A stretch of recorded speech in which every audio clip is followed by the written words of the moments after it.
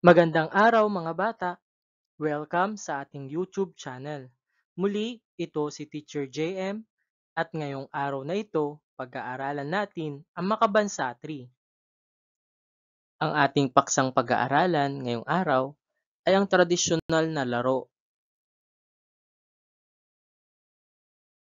at ang layunin ng araling ito na iisa-isa ang mga tradisyonal na laro sa kanilang bayan, lungsod, lalawigan o rehiyon.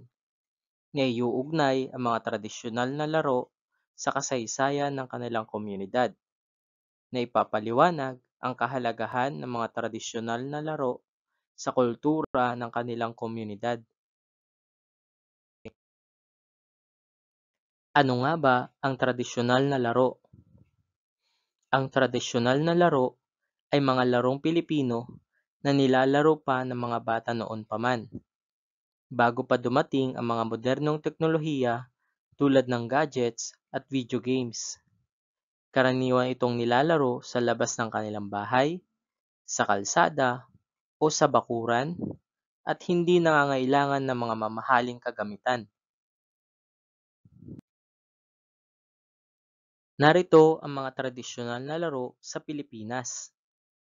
Una ay ang patintero, laro ng habulan kung saan may mga guhit sa lupa at kailangan makalusot ng mga manlalaro nang hindi nahahawakan ng tagabantay.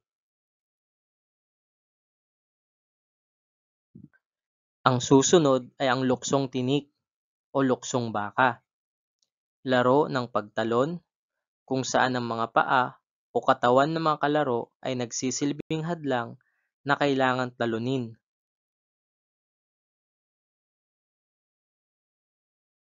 Pangatlo ay ang tumbang preso, gumagamit ng lata at tsinelas. Layunin ng mga manlalaro na patumbahin ang lata habang iniiwasan mahuli ng tagabantay.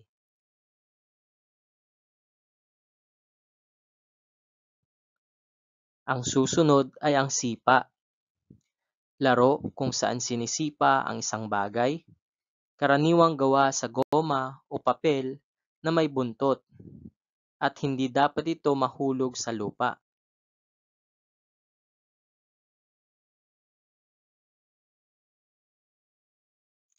Ang susunod ay ang piko, gumagamit ng guhit sa lupa at bato. Layunin ng manlalaro na makalaktaw sa mga kahon nang hindi natatapakan ng mga guhit. Ang susunod ay ang agawan base. Dalawang grupo ang maglalaban upang maagaw ang base o base ng kalaban habang pinoprotektahan ang sariling base.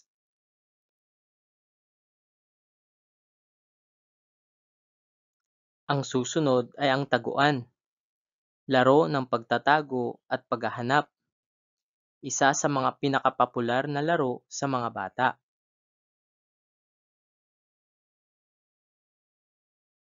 Ating sagutin ang ilang katanungan. Ano ang tradisyonal na laro?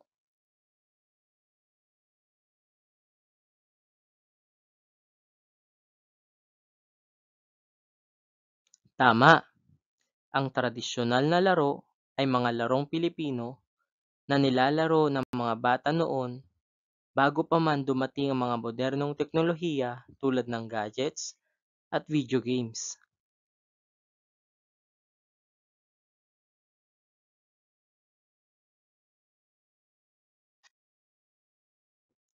Ano-ano ang mga tradisyonal na laro sa inyong komunidad?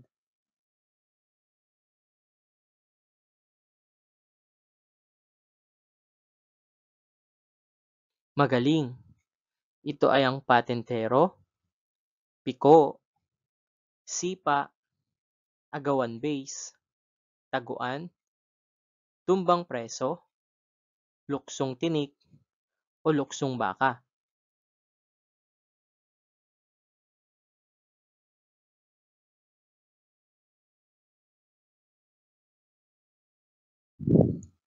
Bakit nga ba mahalagang malaman mo ang mga tradisyonal na laro?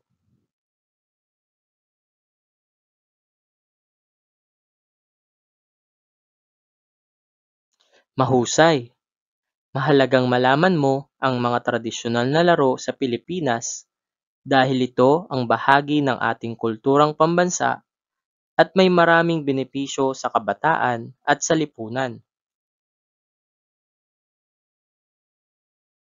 Ating sagutin ang pagtataya na may panutong basahin at tukuyin ng letra ng wastong sagot. Una, alin sa mga sumusunod na laro kung saan kailangang patumbahin ang lata gamit ang tsinelas? A. Tumbang preso. B. Patintero. C. Piko. D. Sipa.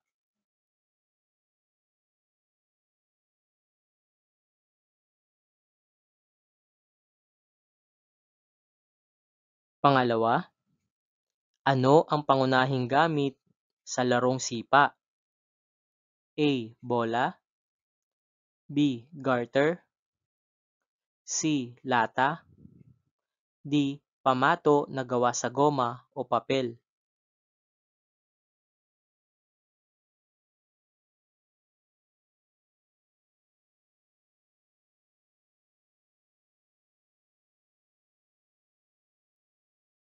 Pangatlo, sa larong agawan base, ano ang layunin ng bawat grupo? A. Magtago sa base. B. Agawin ng base ng kalaban. C. Magtapon ng bola sa kalaban. D. Maglakad sa guhit.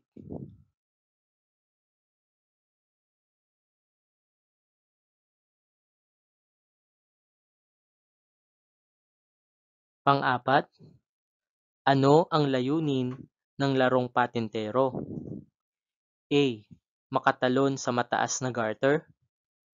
B. Makalusot sa mga guhit nang hindi nahahawakan ng nakabantay. C. Makahanap ng nakatagong kalaro. D. Makasipa ng bola sa goal.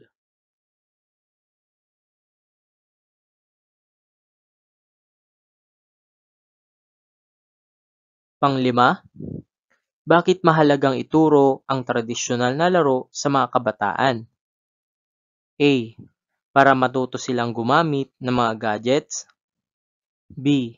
Para makalimutan ang kanilang kultura. C. Para mapanatili ang kalusugan at kultura. D. Para hindi na sila maglaro.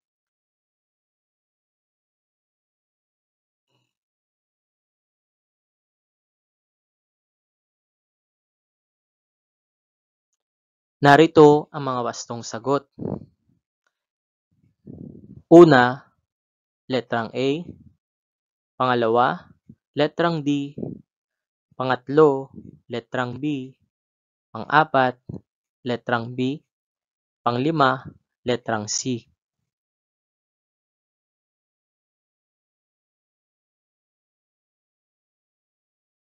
At dito nagtatapos ang ating pag-aaral sa Makabansa 3, ikalawang markahan ng Revised K-12 Curriculum na may paksang mga tradisyonal na laro.